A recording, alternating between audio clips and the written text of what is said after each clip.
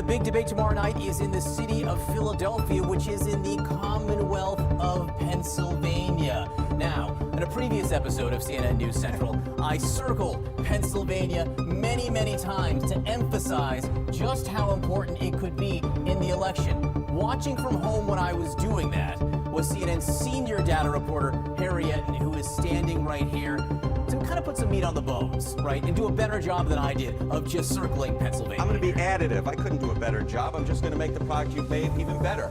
So I just want to take a look at Pennsylvania, and what we see is a tightening race in the Commonwealth of Pennsylvania. All right, this is Harris versus Trump margin in the great Commonwealth of Pennsylvania. A month ago, when you looked at the polls, New York Times +4 Harris, +3 Quinnipiac for Harris, Franklin and Marshall +3 for Harris. But look at polls that have come out over the last week or so, and what do we see? We see a much tighter race. We see a tie in the CBS YouGov poll. We see a tie in the CNN SSRS poll. And this, to me, is part of an emerging pattern, which is in a very pivotal state. What we saw was a small Harris lead, but within the margin of error, becoming a race that is way too close to call at this particular point, one that is even. You say very pivotal. The Commonwealth of Pennsylvania could be. How pivotal? How pivotal. All right, so let's take a look at this particular map. This is with the betting favorites, but with Kamala Harris taking the great Commonwealth of Pennsylvania over here. What do we see? We see that Kamala Harris wins in this particular case. Look at that, with exactly 270 electoral votes to Donald Trump's 268. All right, so Kamala Harris wins the Electoral College when she wins the Commonwealth of Pennsylvania. But let's take Pennsylvania out of Kamala Harris's column and put him in a Donald Trump's column. Again, with the betting favorites, with Trump taking Pennsylvania. What happens when we turn Pennsylvania red? Well, take a look here. Donald Trump wins in the Electoral College, 287 electoral votes to Kamala Harris's 251 electoral votes. So that is why I say it is pivotal. Yeah. It is so important. It's worth adding letters, I will say. It's worth adding letters. I can't even get it out. The bottom line is it is so important. This state is very important. The important data people like to call it a tipping point state. It looks like Pennsylvania could be the tipping point state, which means the one state that will decide the election. Now, if it is in fact the tipping point state, is there any elected official in Pennsylvania who may have been on a ticket that might have made a difference? Well, this was the great question when Kamala Harris was making her VP selection. Who should she select? And of course, folks like myself thought that she should take Josh Shapiro, of course, as the governor of the great Commonwealth of Pennsylvania. Why? Because his approval rating is 59%. And the bottom line is, if Kamala Harris loses in the state of Pennsylvania, and that is the tipping point state, as Mr. Berman put it, the state that put Donald Trump over the top in the Electoral College, there are going to be some real questions as to whether Kamala Harris should have chosen Josh Shapiro, given how popular he is in the Commonwealth of Pennsylvania. Could she have been a winner if she had chosen him instead of Tim Walz? We don't know the answer to that question. We don't know who's going to win the state of Pennsylvania, but it's certainly a question that at this particular moment, with the Pennsylvania polls getting tighter and tighter, that I'm certainly asking John. Harry, great to see you. Pivotal to see you this morning. No, I'm sorry. We are now officially changing it to pivotable. Pivotable. It sounds fantastic.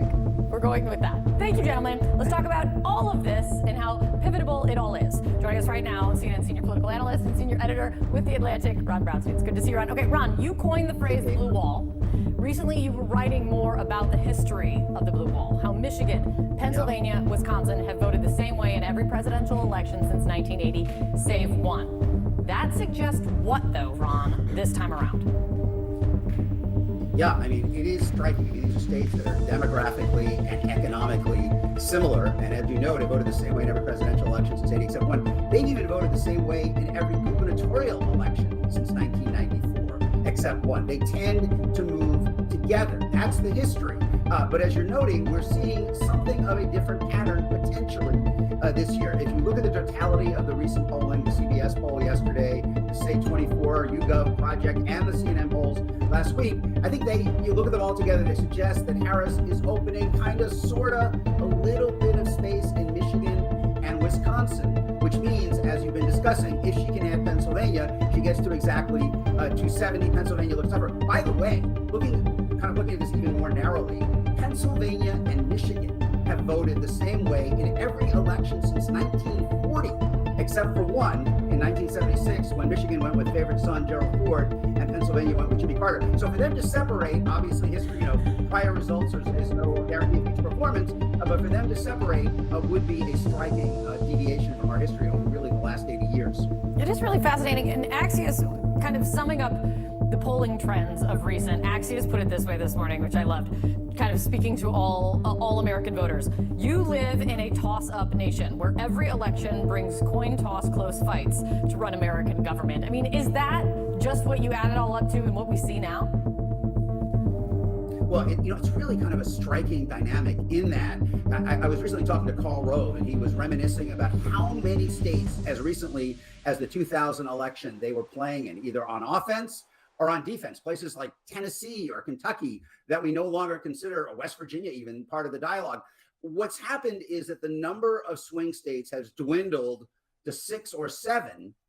But those states themselves have become hyper competitive. I mean, they are swing states because they are balanced, on the edge of a knife. So what you're talking about is a couple 100,000 people in really 6 or 7 states choosing the direction for a nation of 300 million, 330 million. And we see some pretty similar patterns, whether we're talking about the national polling or the swing state polling, where Harris, like Biden, is running pretty close to what Biden got in his winning number in 2020 among white voters, maybe a little below where he was among whites without a college degree, maybe a little above where he was among whites with a college degree, and netting out to about the same place. But despite her gains, she is still not equaling what Democrats usually get among non-white voters and young voters. And that in many ways looks like her challenge and her task in the remaining weeks of the campaign. Let me ask you this, Ron. Dana and I were just talking about it. I want to get your take on this. Voters continue to say that they want to know more about Kamala Harris's policy positions. Yeah. The Harris campaign has added an issues tab on the campaign website. But I wonder what you think about this perception from voters. And I'm wondering what her campaign thinks about it as well, and if they are okay with that perception. Well, first of all, I think we basically know what a Kamala Harris presidency would focus on, because there is kind of a communal bottom-up agenda from the Democratic Party really at all levels. I mean, if you look at the pieces of the Build Back Better bill that passed the House in 2021 and were stripped out in the Senate by Manchin and Sinema, that's pretty much a presidential agenda. Child tax credit, increased child care help, health subsidies, more prescription drug support, gun control. I mean, there's a broad agenda that's out there. But, voters are saying 30% in that poll in the New York Times, rising to 40% among Latino and Black voters, 50% of younger voters. They need to know more about her. It's not only her agenda, I think, it's who she is, who her values are, and whether they are comfortable with her as president. I think that's her big job on Tuesday night, more than making the case against Donald Trump, making the case for herself. Interesting. Great to see you, Ron. Thank you.